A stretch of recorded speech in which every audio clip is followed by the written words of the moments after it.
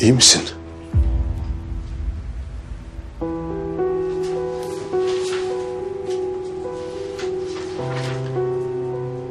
Beş dakikaya geliyorum dedin.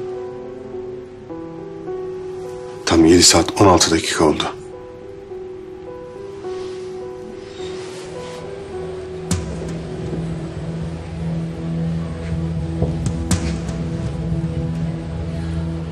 Hatırlamasın.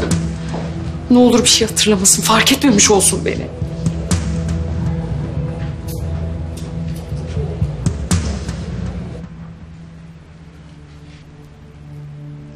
Korktun değil mi? Ben de çok korktum sana bir şey olacak diye. Ama geçti. Artık rahatla. Bak, yanındayım. Yanımdasın.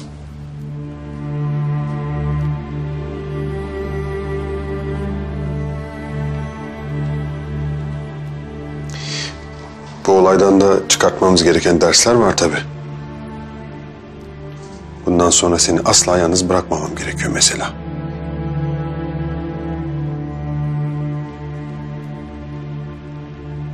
Nasıl oldu?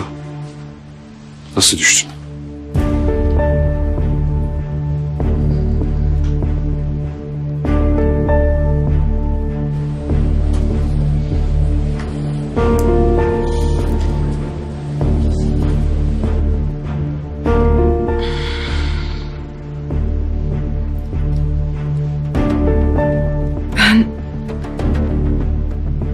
Aslında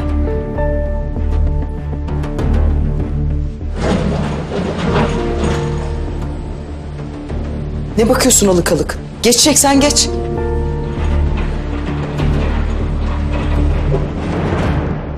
ben Yusuf'la odadan çıktım. Onu odasına götürdüm. Sonra merdivenlere tam yöneldim.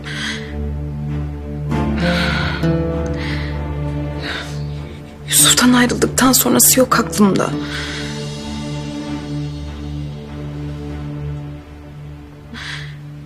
Heyecandan biraz acele ettim galiba.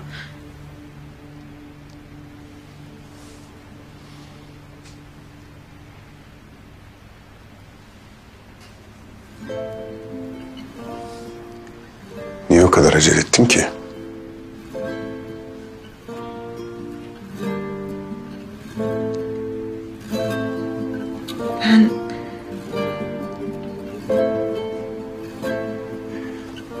Ben seni o kadar çok bekledim ki. Hatta seni tanımadan önce bile seni bekliyordum. Yine beklerdim.